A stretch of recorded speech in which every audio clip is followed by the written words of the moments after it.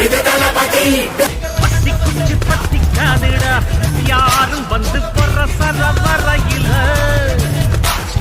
pump துண்டு வச்சிக்காதடா யாரும் ஒன்ன